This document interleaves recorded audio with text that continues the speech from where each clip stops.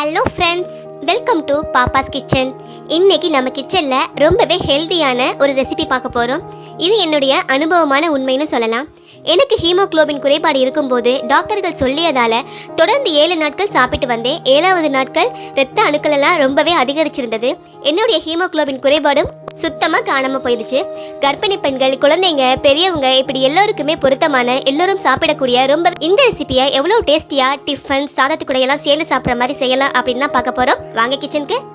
ஒரு கடாயில 4 ஸ்பூன் அளவு நல்லெண்ணெய் சேர்த்துடலாம். நல்லெண்ணெய் ஹீட் ஆனதும் ஒரு பட்டை, 2 கிராம்பு, 2 ஏலக்காய், அப்புறம் கொஞ்சமா ஒரு 1/4 ஸ்பூனுக்கும் குறைவா வெந்தயம் அதிகம் போட்டுறாதீங்க, கசந்து போயிடும். பொரிஞ்சு வந்ததும் சின்ன வெங்காயம், மேக்ஸிமம் நான்வெஜ்ஜுக்கு சின்ன வெங்காயம் போட்டால் தான் நல்லா இருக்கும். 200 கிராம் சின்ன வெங்காயத்தை 2ஆ கட் பண்ணி அதையும் சேர்த்துடலாம். கூடவே காஞ்ச மிளகாய், 3 காஞ்ச மிளகாய் சேர்த்துருக்கேன். இது காரம் மீடியமாக தான் இருக்கும். உங்களுக்கு அதிகமாக தேவைப்பட்டா நீங்கள் அதிகமாக சேர்த்துக்கோங்க. எல்லாத்தையும் சேர்த்துட்டு நல்லா கலந்து விட்டுறலாம்.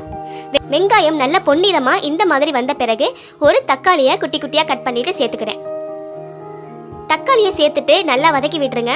வெங்காயம் தக்காளியும் பச்சை வாசம் போகிற அளவுக்கு நல்லா வதங்கி வரட்டும். இந்த அளவுக்கு நல்லா வதங்கி வந்த பிறகு ஆட்டு ஈரல் இருக்கு இல்லையா, அதை 250 கிராம் வாங்கி இந்த மாதிரி குட்டி குட்டியாக கட் பண்ணி வச்சிருக்கேன். இந்த மாதிரி கட் பண்ணாதான் ரொம்ப சாஃப்டாக உங்களுக்கு நல்லா வெந்து வரும். அதையும் அதில் சேர்த்துட்டு நல்லா கலந்து விட்டலாம். ஈரலில் உள்ள சத்துக்கள் உங்களுக்கு சொல்லி மாளாது, அவ்வளோ ஹெல்தி. ஆட்டு இறைச்சியை விட, ஆட்டில் உள்ள மற்ற பார்ட்ஸை விட ஈரல் உள்ள சத்துக்கள் ரொம்ப ரொம்ப அதிகங்க. தேவையான அளவு உப்பையும் சேர்த்துட்டு நல்லா வதக்கி விட்டுருங்க. ஈரல் அந்த ஆயிலையே நல்லா வதங்கி வரட்டும். லேசாக அந்த நிறம் மாறி வரும். ஈரல் பார்க்கும் போதே உங்களுக்கு தெரியும். அந்த மாதிரி மாறி வர வரைக்கும் நல்லா வதக்கிடுங்க. கொஞ்சம் கொஞ்சம் இருக்கிற தண்ணீரும் நல்லா வத்தி வரணும்.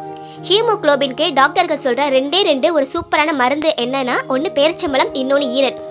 பேரிச்சம்பழம் கூட நம்ம சாதாரணமாக எப்போ வேணாலும் சாப்பிடலாம். ஆனால் ஈரல் ஒரு உணவுக்கு தான் தொட்டு சாப்பிட முடியும். அப்படி சாப்பிடக்கூடிய ஈரலை எப்படி டேஸ்டியாக செய்யலாம், சப்பாத்தி, தோசை, இடியாப்பம், சாதம் இப்படி எல்லாத்துக்கூடவும் சாப்பிட்ற மாதிரி ஒரு சூப்பரான ரெசிபி தான் இது. கண்டிப்பாக நீங்கள் ட்ரை பண்ணி பாருங்கள். இந்த அளவுக்கு ஈரல் நல்லா வதங்கி வந்ததும் 1 ஸ்பூன் இஞ்சி பூண்டு விழுதையும் சேர்த்துட்டு நல்லா கலந்து விட்டுருங்க. இஞ்சி பூண்டு விழுது பச்சை வாசம் போகிற வரைக்கும் நல்லா வதங்கி வந்துடட்டும். பச்சை வாசம் நல்லா போன பிறகு நம்ம மசாலாலாம் சேர்க்க ஆரம்பிச்சிடலாம். இது பிரியாணி மசாலா. பிரியாணி மசாலா தனியாக வீடியோ போட்டிருக்கேன். வீடியோ லிங்க் டிஸ்கிரிப்ஷனில் கொடுக்குறேன், பார்த்துக்கங்க. அது ஒரு 1/4 ஸ்பூன் அளவுக்கு சேருங்க. ரொம்ப சேர்த்துற வேணாம். நான் சொல்கிற எல்லா மசாலாவுமே ரொம்ப ரொம்ப குறைவாக தான் சேர்க்கணும். சீரகத்தூள் அதே மாதிரியே 1/4 ஸ்பூன் தான். மிளகுத்தூள் 1/4 ஸ்பூனை விட குறைவாக சேர்த்துக்கங்க. ரொம்ப சேர்த்துற வேணாம், குறைவா. அதே மாதிரியே சோம்புத்தூளும் அதே மிளகு மாதிரி தான் 1/4 ஸ்பூனுக்கும் குறைவான ஸ்பூனில் சேருங்க. மஞ்சள் தூள் 1/4 ஸ்பூன் அளவுக்கு எல்லாத்தையும் சேர்த்துட்டு நல்லா கலந்து விட்டுருங்க. நம்ம மிளகாய் தூள் சேர்க்கல. உங்களுக்கு ரொம்ப காரமாக வேணும்னு நீங்கள் நினச்சிங்கன்னா மிளகாய் தூள் ஆட் பண்ணிக்கோங்க. தண்ணீர் சேர்த்துட்டு நல்லா கலந்து விட்டுருங்க. தண்ணீர் கொஞ்சம் அதிகமாகவே சேர்த்துக்கோங்க. நாம் இதை குக்கரில் வைக்கல, நார்மலாக பேனில் தான் வச்சு வேக வைக்கிறோம். எப்படியும் 20 நிமிஷம் கண்டிப்பாக நல்லா வேகணும். அடுப்பு குறைவான தீயில வச்சு வேக வைங்க. 20 நிமிஷத்துக்கு பிறகு ஓப்பன் பண்ணி பார்க்கலாம். நம்மளுடைய கிரேவி சூப்பராக ரெடி ஆயிடுச்சு. வீடே கமன்னு மணத்துட்டு இருக்கு. உங்களுக்கு ரொம்ப டேஸ்டியாக வேணும் அப்படின்னா நீங்கள் இது கூட கெட்டியான தேங்காய் பாலும் இந்த நேரத்தில் கடைசியாக ஆட் பண்ணிவிட்டு ஒரு 20 செகண்ட் வச்சுட்டு ஸ்டவ் ஆஃப் பண்ணிடலாம். இல்லை அப்படின்னா இதுவுமே ரொம்ப டேஸ்டியாக இருக்கும். எனக்கு ரொம்ப ரொம்ப பிடிச்ச கிரேவி. இந்த டெய்லி சாப்பிட்டா கூட நமக்கு அழுத்தே போகாது. ஸோ அந்த அளவுக்கு இதோட டேஸ்ட் ரொம்ப ரொம்ப சூப்பராக இருக்கும். எல்லா மசாலாவும் கலந்துருக்கு.